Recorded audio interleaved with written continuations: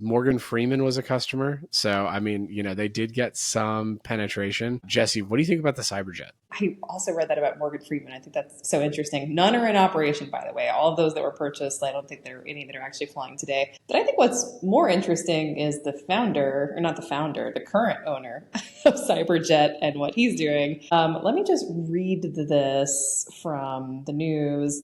Trevor Melton, 42 years old, and his wife donated more than $1.8 million to a Trump reelection campaign fund less than a month before the election last year. He was also pardoned by Trump. And at Milton's trial, prosecutors say a company video of a prototype truck appearing to be driven down a desert highway was actually a video of a non-functioning Nikola that had been rolled down a hill. So, interesting.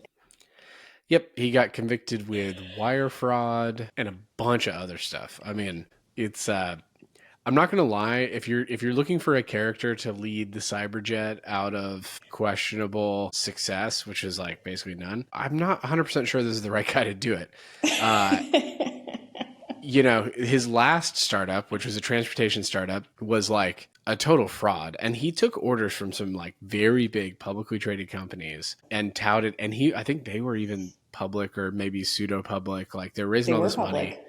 Yeah, Yeah. they were public. That's right. I mean, look, here's a quote from Milton from the news story. This is from AIN. We'll link it in the newsletter. If someone doesn't take me seriously, that's to their own detriment, Milton said. That's okay. I had some really dark days. It was tough. 5 years of the worst 5 years a human can ever go through. I was indicted for something I didn't do. I was framed. We found emails from the executives where they were framing me to take my stock away from me. They lied to the government. They provided false information. The government indicted me because they wanted to attack free speech. And Trump came in and gave me a full and unconditional pardon. His Department of Justice looked into it, and they said it was one of the worst cases they've ever seen. If I had $1 for every time I heard the Trump administration say this was the worst I've ever seen, I'd be able to buy a Cyberjet.